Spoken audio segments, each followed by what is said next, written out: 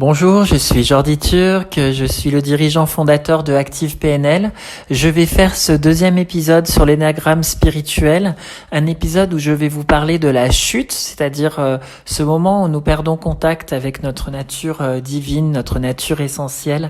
Je vais approfondir cette chute, comment est-ce qu'elle arrive précisément dans l'enfance et comment est-ce qu'elle est symbolisée par le triangle intérieur de l'énagramme, c'est-à-dire le 9, le 6 et le 3, si l'on suit le mouvement des flèches. Alors effectivement, on a deux énéagrammes. On a l'énéagramme de l'essence. Donc j'en avais parlé lors de l'épisode 1. Donc j'avais fait un podcast sur l'énéagramme spirituel où je faisais une longue introduction sur l'outil de l'énéagramme. Et donc juste pour récapituler brièvement afin de pouvoir comprendre ce deuxième épisode, c'est qu'il y a deux énéagrammes. Il y a l'énéagramme de l'essence, c'est-à-dire cet énéagramme avec qui nous sommes vraiment et comment nous nous sommes incarnés en ayant un contact particulier avec des certaines qualités de l'essence, donc l'essence étant le tout, le grand tout de l'univers, puisque là, ici, je suis dans un podcast plutôt orienté spiritualité que psychologie, même si les deux sont intrinsèquement liés.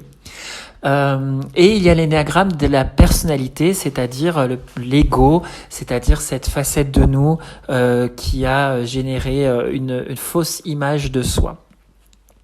Alors on va voir qu'effectivement, comment se fait-il que nous ayons créé un ego et comment se fait-il que cet ego, il fasse partie du cheminement spirituel. Eh bien effectivement, quand l'enfant arrive au monde, l'enfant, il est vraiment en contact avec les sens, il est en contact avec le tout. Mais pour devenir conscient du soi, conscient de lui-même, il faut développer l'ego, puisque l'ego, c'est le moi, c'est la conscience du moi.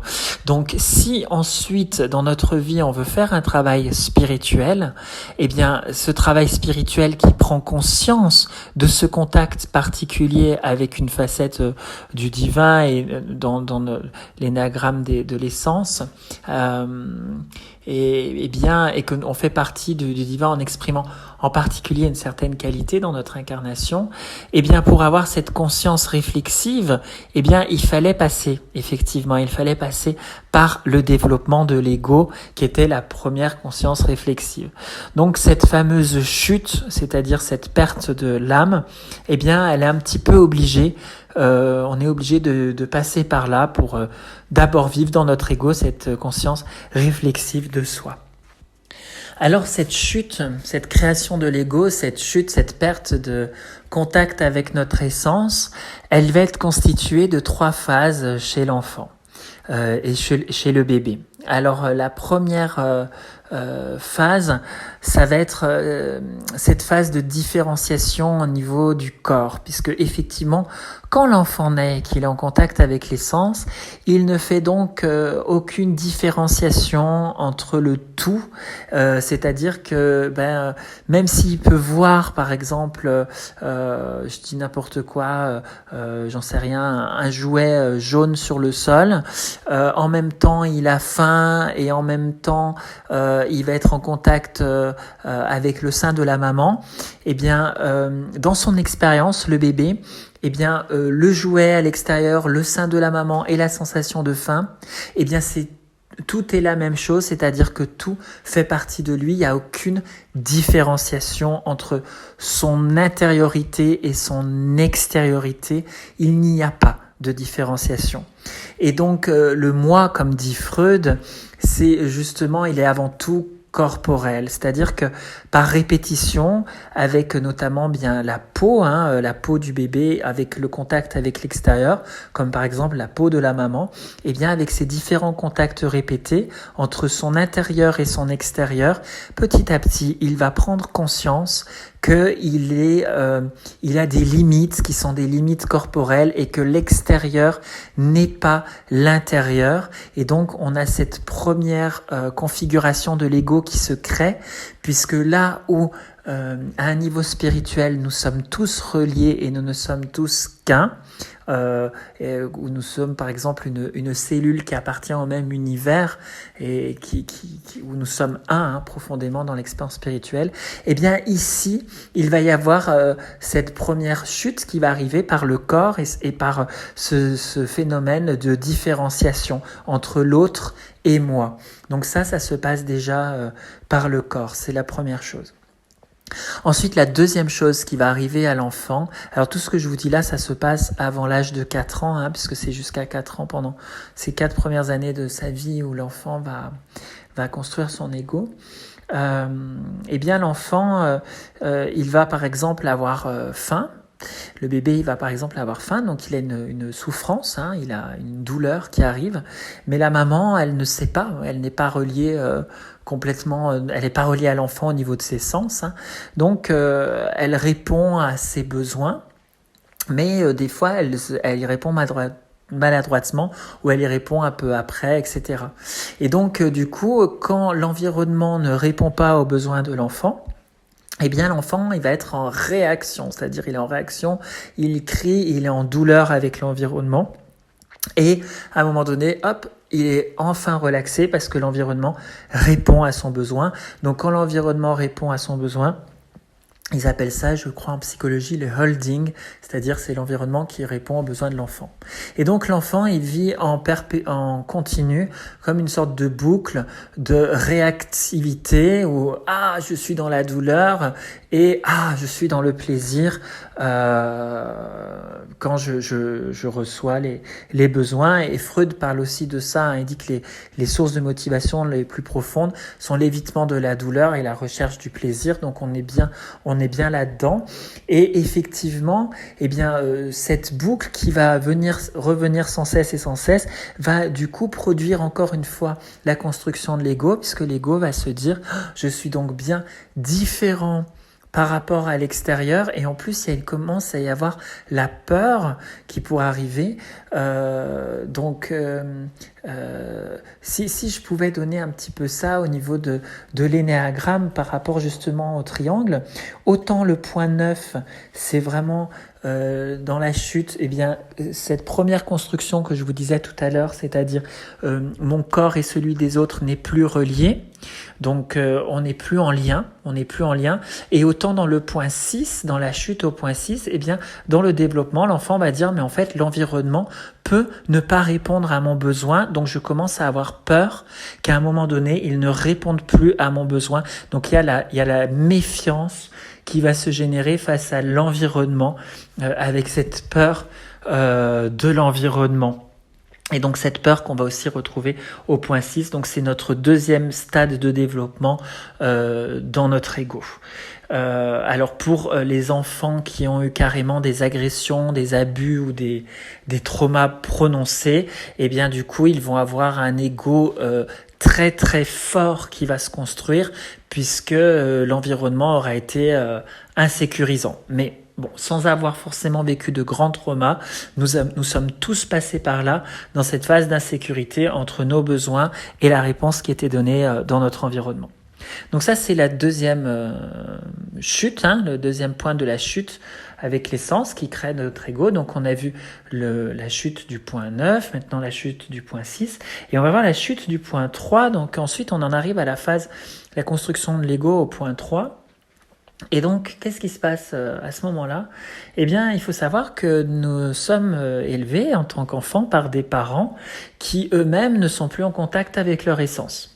Et donc, comme ils ne sont plus en contact avec leur essence, ils ne vont pas dans notre éducation nous renvoyer notre essence. Et en fait, ils vont même nous renvoyer une image de nous-mêmes qui est en réalité l'image que eux se font de nous-mêmes. Et donc c'est cette absence de reconnaissance de notre nature essentielle, notre nature profonde, mais qui est perdue par l'image qui est renvoyée par nos parents, cette fausse image, et qui est empreinte de leur vision du monde, c'est-à-dire qu'il y a aussi, bien sûr, il y a la culture, il y a la société dans laquelle on vit, mais nos parents projettent et nous enseignent aussi leur vision du monde, leurs croyances. et ce qu'ils pensent à propos de nous-mêmes. Et donc, nous devenons ce que nos parents pensent à propos de nous-mêmes. Et donc, on voit ici l'ego des personnalités qui va venir donc dans le triangle au niveau du point 3.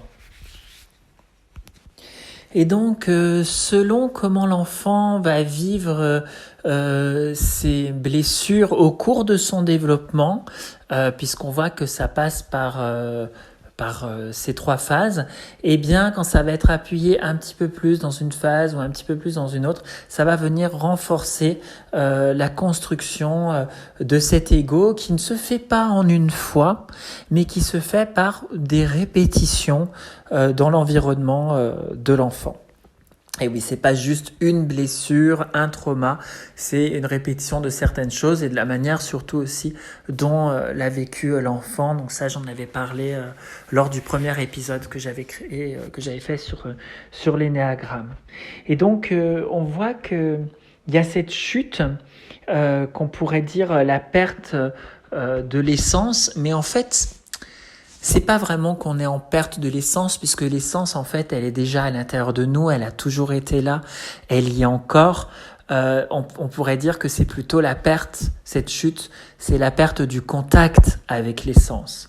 Et donc, c'est quand même rassurant de se dire qu'en réalité, l'essence est toujours là, elle y a toujours été, elle y sera toujours à l'intérieur de nous. C'est simplement que nous n'en sommes pas conscients. Alors, c'est une maigre consolation, j'en conviens, puisque effectivement, c'est pas parce qu'on peut le savoir d'un point de vue intellectuel qu'on peut en faire l'expérience pleine juste parce qu'on le sait comme ça intellectuellement. Donc, quel est le travail spirituel ? Eh bien, le travail spirituel, ça va être d'aller revenir dans la conscience donc de qui nous sommes vraiment. C'est-à-dire que comme nous sommes en perte de contact avec cette essence, il va y avoir dans cette perte de contact ce que Almas appelle un trou. Et c'est un trou qui va exister dans notre conscience et qu'on va chercher toute notre vie par l'ego des personnalités à combler ce trou. Parce que ce trou, comme on n'est plus en contact, il faut le combler. Et donc ce trou, ça va être vraiment la structure de l'ego, qui est vraiment cette structure où on a l'impression qu'on est des personnes qui sommes sans valeur, ou qu'on se sent petit, qu'on se sent faible, on peut se sentir désemparé, impuissant, inadapté, inefficace, dépourvu de tout soutien. Et c'est la couche, l'expérience la plus profonde de la personnalité, où vraiment, sans ce contact avec l'essence, on a le sentiment d'être des êtres déficients. Alors, comme je viens de le dire, l'identification au corps dans le triangle, ça correspond au point 9. L'inquiétude réactive de nos besoins non satisfaits par nos premiers gardiens, c'est-à-dire nos parents ou l'environnement, ça correspond au point 6. Et l'absence de contact de nos parents avec le domaine de l'essence et du renvoi donc de cette essence en miroir vers nous, ça correspond au point 3. Et donc, si on prend le point 9 dans l'énéagramme, eh bien, les 2 points qui sont adjacents au point 9, quand on regarde la figure, c'est donc le 8 et le point 1.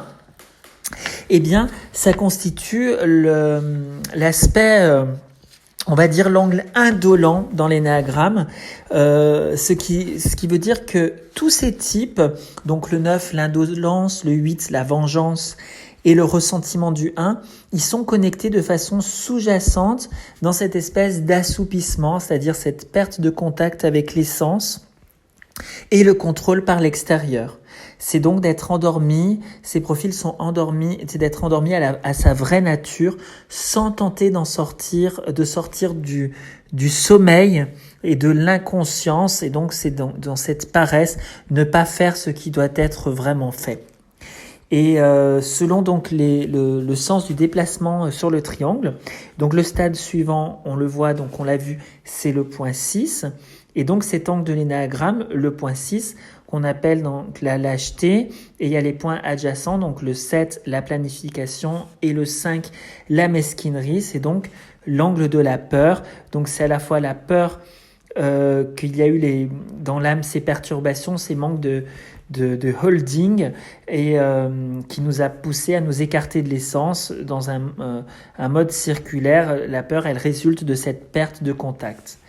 Et donc le vide qui est induit par la formation des trous, c'est très douloureux pour que la conscience du jeune enfant il puisse la supporter. Et donc il a peur de ne pas survivre à cette perte. Donc au moment du point 6, on se sent déconnecté, perdu, profondément en danger. Et on peut le qualifier comme une terreur primale.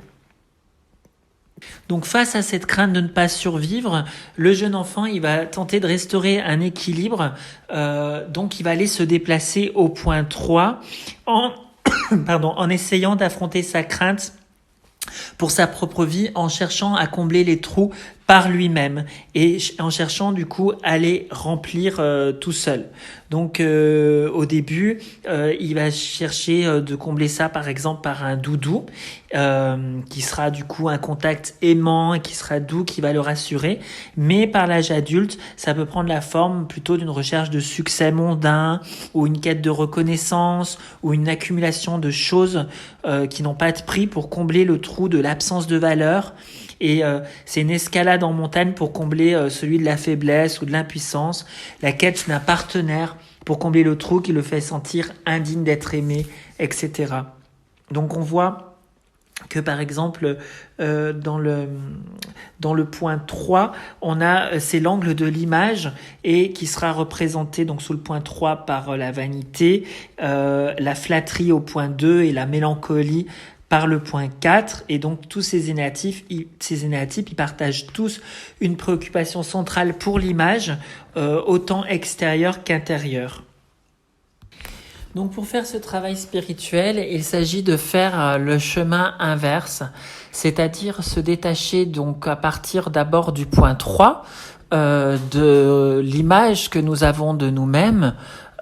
Puis qu'est-ce qui va se passer quand on va être en lien avec une situation, par exemple, qui va déclencher, par exemple, ce mécanisme de défense de notre identification.